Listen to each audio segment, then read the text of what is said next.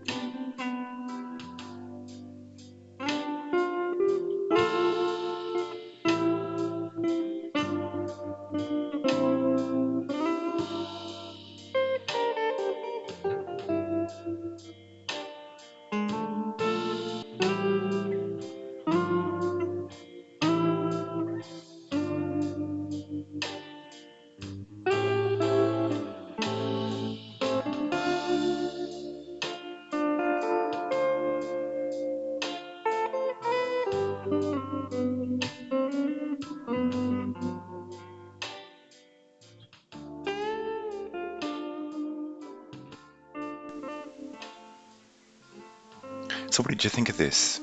The specimen really had no obvious colloid or follicular cells, no hurdle cells. There was a few vascular stromal fragments, but it was a fairly cellular specimen, and most of those cells were dispersed round cells, looked lymphoid, and were uniformly fairly large. In the background there were lymphoid globules, and the cells themselves, as I said, were large for lymphoid cells. They had a little crescent of cytoplasm around the nucleus, forming a round cell. The nucleus itself was quite irregular in outline, with many cleaved-looking forms of cells present. Chromatin on the alcohol-fixed slides was quite vesicular or open. So the major differentials here were reactive lymph node, Hashimoto's thyroiditis, or lymphoma, really.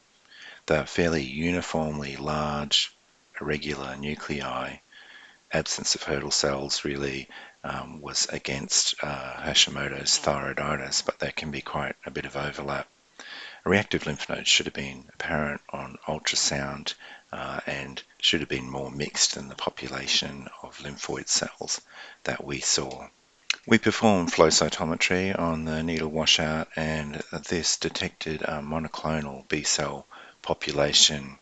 And so the case was reported as a typical, possible reactive lymphoid population of Hashimoto's thyroiditis or a lymphoma.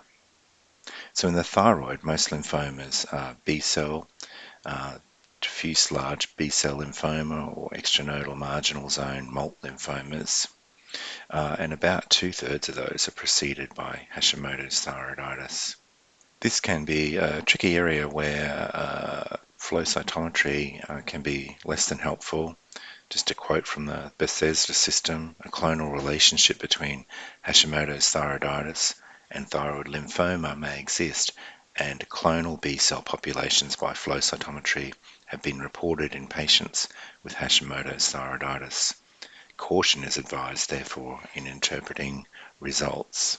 Now, secondary involvement of thyroid is more common than primary disease with lymphoma, and that certainly appears to be the case here. A month later, we received a level 3 neck node on this patient. The clinical notes were query lymphoma, background Hashimoto's thyroiditis. I couldn't find any evidence of that on our system.